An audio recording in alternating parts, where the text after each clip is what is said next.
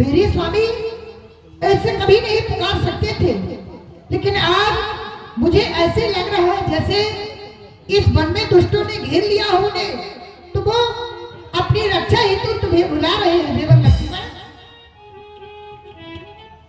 हे लखन शीघ्र जाकर देखो, रघुराई तुम्हें पुकार रहे, भाई के थके हुए बाजू भाई की बात निहार।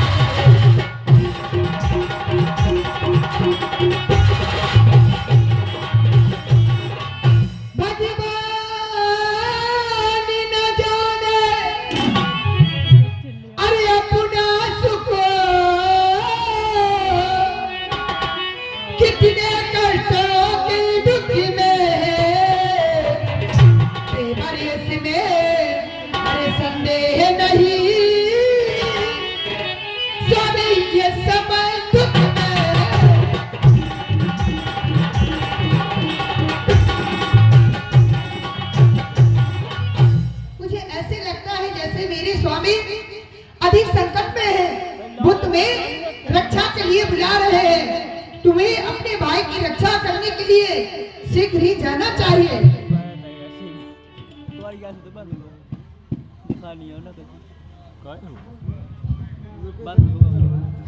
हे जगत जननी जगत माता एवं मेरी प्यारी माँ, आज आप ये क्या कह रही है कि देवा लक्ष्मण जाकर के देखो, इस समय हमारे भैया संकट में है। नहीं भैया, ऐसा नहीं हो सकता। इस वीर भोग्या वसुंधरा में अभी तक किसी ऐसे वीर ने जन्म नहीं लिया जो मेरे भैया श्री राम को कष्ट दे सके, क्योंकि माँ भृगुत विलास ये श्रेष्ठ लय होई, सपने उस संकट परे की सोई, जिनके भाव के इशारे मात्र से इस सृष्टि का लय अर्थात विनाश हो जाता है। ऐसे महाप्रभु के स्वप्न में भी संकट नहीं आ सकता। किसका साहस है भैया जो उनको दुख पहुंचाएगा? ये सूरज जगह प्रकाशित है, कब वहां अंधेरा आएगा। इस समय धर्म मेरा यह है, रहूं आपकी रक्षा पर, सर्व निछावर है मेरा अपने भाई की आज्ञा पर। माँ, मैं जब दृष्टपात करता हूँ तो क्या देखता हूँ? यह वन ब्याल है, विश्व विशाल है, है चारों ओर घनेरा है। मैया, इस जंगल में आपको अकेला छोड़ चला जाऊं? नहीं माता, कर्तव्य नहीं मेरा है, मैं नहीं जा सकता मैया। देवर लक्ष्मण, माँ, तुमने तो सहज में कह दिया है कि मेरे स्वामी को कुछ नहीं हो सकता है, लेकिन मेरा धीरज, मेरा मन एक पल धीरज नहीं रखता है। मुझे ऐसे लगता है मेरे स्वामी अधिक संकट में है। आप तो अपने भाई की रक्षा करने के लिए हमेशा ही तत्पर रहते हो, फिर आज मेरे स्वामी संकट में है, वो तुम्हें बुला रहे हैं, फिर भी तुम अपने भाई की रक्षा करने के लिए नहीं जाते हो क्या? इसीलिए तुम अपने भाई के साथ इस वन में आए हो क्या? तुम अपने भाई की रक्षा करने के लिए नहीं जाओगे? नहीं भैया, मैं नहीं। मैंने समझ लिया है कि तुम वन में किस लिए आए हो। किस लिए भैया? अब मैंने अपने मन में विचार करके देख लिया है। अच्छा, अब मैंने जान लिया। क्या माता? भारत का भाईचारा है भैया। तुम साथ जो वन में आए हो, मतलब ही और तुम्हारा है। दुनिया के झूठे झगड़ों में कोई ना जीवन कोई अपना। अरे भाई सा जग में मित्र नहीं, भाई सा दुश्मन कोई नहीं। इसलिए आए थे तुम अपने भाई के साथ में वन में। मैं प्रभु श्री राम को मार करके जानकी को पालूंगा, तो तुम स्वप्न में भी नहीं सोचना ऐसा। जानकी को कभी नहीं पा सकते हो। यदि तुम अपने भाई की रक्षा करने के लिए नहीं जा सकती हो, तो ये धनुष बाण मुझे दे दो, मैं अपने स्वामी की रक्षा करने के लिए स्वयं चली जाऊंगी। क्या इस संसार में नारी अपने पति की रक्षा करना नहीं जानती है? बस जानती है।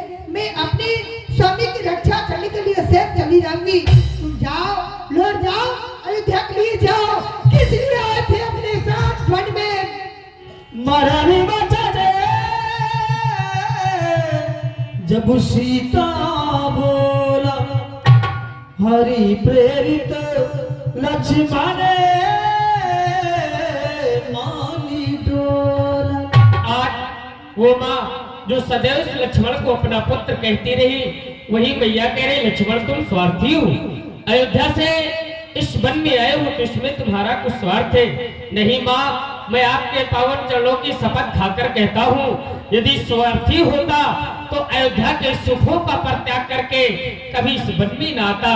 अरे माँ, जिस दिन मैं स्वार्थी हो जाऊंगा उस दिन ये धरती फट जाएगी, लक्ष्मण उसी में समाहित हो जाएगा। मुझे तो भैया का आदेश था माँ, मैं उठाता धनुष, चढ़ाता बाण, रक्षा के लिए चला जाता। हे भूत भान भगवान शंकर, आप ही बतलावे, यदि आज अपनी मैया की आज्ञा को नहीं मानता तो माँ कह रही तुम स्वार्थी हो। यदि माँ की आज्ञा को मानकर चला जाऊंगा तो भैया श्री राम कहेंगे लक्ष्मण, आज तक तुमने कभी मेरे आदेश का उल्लंघन नहीं किया, आज कैसे?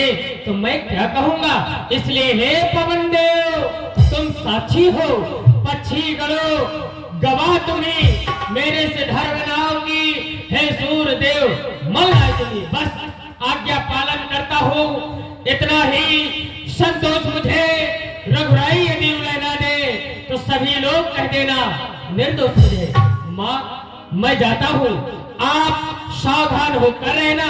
आज्ञा के भीतर ये दांत रहा, आप इस रेखा के भीतर रहना। इस रेखा का उल्लंघन कर जिस पर मुक्ति में आएगा है आज उसे हे छत्री की वो भस्म नहीं हो जाएगा। हे दसों दिशाओं, बन के देवी देवताओं, आज मैं अपनी मैया को आप सभी के हवाले सौंप कर जा रहा हूँ। सभी मेरी मैया की रक्षा करना। माँ, आप सावधान होकर रहना।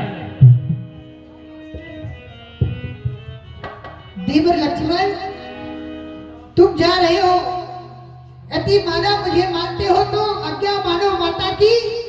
मैं तुमको आज्ञा देती हूँ, सुख लेने जाओ माता की। फिर मेरी तो कोई चिंता ना करो, रक्षा के दिया निधान मेरे। जाओ, चले जाओ भाई, जिस जगह गए हैं प्राण मेरे। प्यारे सीता जी के सुंदर अभिनय पर ये 101 रुपए की भेंट हमारी आदरणीय श्रीमती चंदा देवी, डिस्ट्रिक्ट फतेहपुर, यूपी वाली चंदा देवी की ओर से 101 रुपए सीता जी के सुंदर अभिनय पर आती है। भगवान ऐसे भक्तों का सदैव कल्याण करें। बहुत बहुत धन्यवाद। बनती सी देव सौंप सभी काहू, चली जहाँ रावती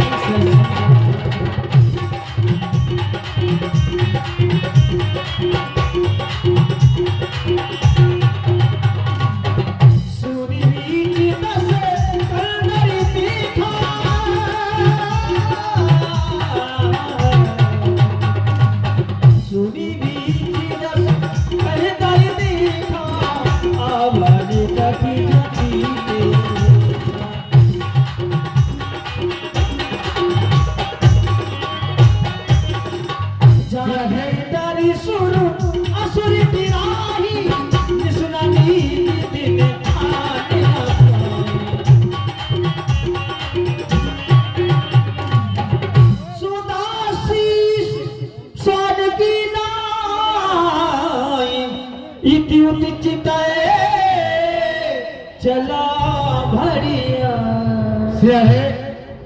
चले लीला के सुंदर संवाद पर पुनः वही आपके जाने पहचाने पंचम नन्ना पठकुआ निवास। हाँ, पंचम बब्बा, वही जाने पहचाने पंचम बब्बा जी पठकुआ निवासी। उनकी ओर से 101 रुपए लीला में दान आते हैं।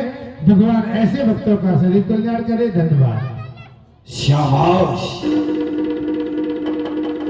मामा मारीच, शाबाश। मैंने तो केवल एक तपस्वी को बहकाने के लिए कहा था, लेकिन तू दोनों को बहका करके ले गया। चलना चाहिए, सीता इस समय कुटिया में अकेली है, यही शुभ अवसर है हरण करने के लिए चलना चाहिए।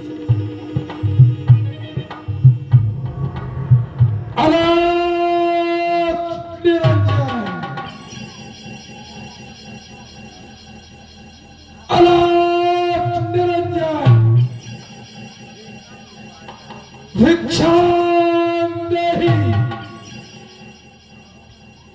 क्या एक साधु की पुकार नहीं सुनाई देती देवी?